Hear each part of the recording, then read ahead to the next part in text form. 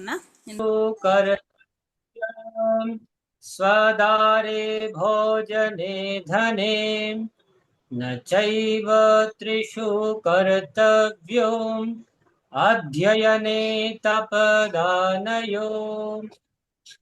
ये जो श्लोक है, देखिए इस श्लोक में तीन बताया गया है कि तीन चीजें ऐसी हैं जिसमें व्यक्ति को संतोष करना चाहिए, और तीन चीजें ऐसी हैं जहां पर संतोष नहीं करना चाहिए। यानी स्टार्टिंग में जो तीन चीजें बताई जिनमें संतोष करने से जीवन सुखमय होता है, शांति प्रिय हो जाता है, और आगे की लाइन में जो तीन चीजें बताई हैं उनको अगर आप उसमें संतोष कर लेते हैं तो जीवन की उन्नति और गति रुक जाती है। तो कई बार कहते हैं ना, संतोष परम संतोष सब जो जब आए संतोष धन सब धन झूठ समाज। लेकिन इसमें एक इसका जो श्लोक का अर्थ है ये आपके दृष्टिकोण को बदलेगा। इसमें भी हमें ये समझना है कि कहाँ संतोष करना है कहाँ नहीं करना। तो पहली लाइन का अर्थ बताते हुए चलते हैं कि संतोष त्रिषु कर्तव्य, कि तीन चीजें हैं जहां आपको संतोष करना है। स्वदारे भोजने धने। स्वदारे स्वदारे कहते हैं पत्नी के विषय में। एक बार हमारी शादी हो गई तो उसके बाद पत्नी अपनी जैसी भी है, काली है गोरी है, एक आंख की है दोनों आंख से दिखता है, एक हाथ की है दो हाथ की, जैसी है वही आपके लिए सर्वप्रिय होनी चाहिए, सबसे ऊपर होनी चाहिए।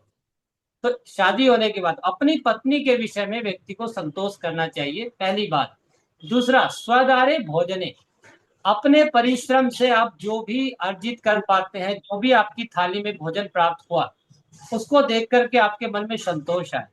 है ना, वो कहा ना कि देख पराई चौपड़ी मत ललचाए जी, और रूखा सूखा खाए कि ठंडा पानी। यानी आप जैसा भी अर्जित कर पा रहे हैं भोजन को लेकर के आपको कभी शिकायत नहीं करनी चाहिए, उसमें संतोष करें।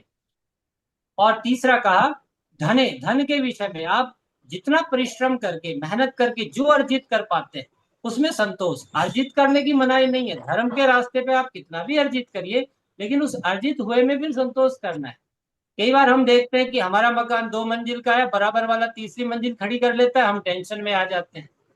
तो हमें वहां पर संतोष करना है। तो तीन चीजें हो गई जहां संतोष करने से आप सुख और शांति को प्राप्त होते हैं। और तीसरी चीजें जहां संतोष नहीं करना, वहां अगर हम संतोष कर लेते हैं तो हम हमारा उन्नति का मार्ग रुक जाता है, प्रोग्रेस रुक जाती है। तो आगे का न चैव त्रिषु कर्तव्य, कहाँ संतोष नहीं करना है। अध्ययने, अध्ययन यानी पढ़ाई में या किसी ज्ञान को अर्जित करने में। कई बार अगर व्यक्ति ये सोचता है कि मैं तो बहुत ज्ञानी हो गया, मुझे सब आता है, मुझे बताने की जरूरत नहीं है, तो जीवन की जो प्रगति है, जीवन का जो उत्थान है, वो रुक जाता है। तो कभी भी आप ज्ञान के विषय में कभी संतुष्ट ना हो। जितना भी ज्ञान अर्जित करें वह कम है। किसी भी उम्र में आप ज्ञान अर्जित करें, किसी भी स्थिति में आप हैं, कोई छोटा आपको ज्ञान दे रहा है, कोई बड़ा दे रहा है, कोई भी आपको ज्ञान दे रहा है, जहां से आपको जो सीखने को मिलता है, हमेशा जीवन में विद्यार्थी बने रहे, स्टूडेंट बने रहे।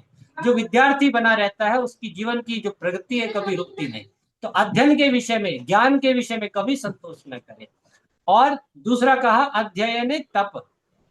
तब कहते हैं परिश्रम को, मेहनत को, कि जब शरीर आपका जितना भी सामर्थ्य आपकी है उस शरीर से परिश्रम मेहनत करते रहे, यहाँ कभी संतोष ना करें। कहते हैं कि शरीर चलाने से और मन ठहराने से दोनों स्वस्थ होते हैं। अभी उल्टा हो गया, लोग शरीर को तो कम चलाते हैं और मन को बहुत दौड़ाते हैं, तो दोनों बीमार हो गए, शरीर भी बीमार मन भी बीमार। तो मन ठहराव में, स्थिरता में स्वास्थ्य को प्राप्त होता है, और शरीर गतिमान रहने से स्वास्थ्य को प्राप्त होता है। तो हमारे तो गुरु जी कहते थे कि जब कुछ भी काम ना मिले ना, कि बड़ों ने कहा है कुछ ना कुछ किया करो, जब कुछ भी करने का ना के लिए ना हो तो अपने ही कपड़े को फाड़ो, दोबारा सिला करो। एक गमले की मिट्टी निकाल के दोबारा भरो, गमले को उठा के इधर का इधर, इधर का उधर, की सेटिंग बदलते रहो। कहीं ना कहीं अपने आप को लगाए रखें, शारीरिक परिश्रम में लगाए रखें। तो तब मेहनत के विषय में, कि हमने तो बहुत कमाया बैठ के खाएंगे, ऐसा भाव मन में कभी ना आए। जिस दिन हम बैठ जाते हैं बस फिर बैठ ही जाते हैं, फिर कोई दूसरा ही पकड़ के उठाता है, फिर उठने की स्थिति बच नहीं पाती। तो परिश्रम। और तीसरा कहा, अध्ययन तप और दान के विषय में, कि आप जीवन में जितनी आपकी सामर्थ्य, जितना आप कर सके, दान जरूर करना चाहिए। और दान से आपकी जीवन की गति बढ़ती है। कभी भी मन में ये संतोष ना लाए कि मैंने तो बहुत दान पुण्य कर लिया, अब मैं नहीं करूंगा। हमेशा दान के विषय में ये कहा गया कि देता जो है वही लेता है। जितना भी आप अपने हाथ से छोड़ पाते हैं वो कई गुना वृद्धि होकर के आपके पास वापस लौट आता है। जैसे किसान एक बीज डालता है, उसके कई अंकुरित हो करके बहुत सारे अनाज हमारे घर में आता है। लेकिन ये विचार करने जैसा है, कभी दान करने से घटता नहीं है। और जब हम दान करते हैं, छोड़ते हैं, तो हमारा जो बचा हुआ हमारे पास रह जाता है वो शुद्ध पवित्र हो जाता है, उसके हम भोक्ता बनते हैं।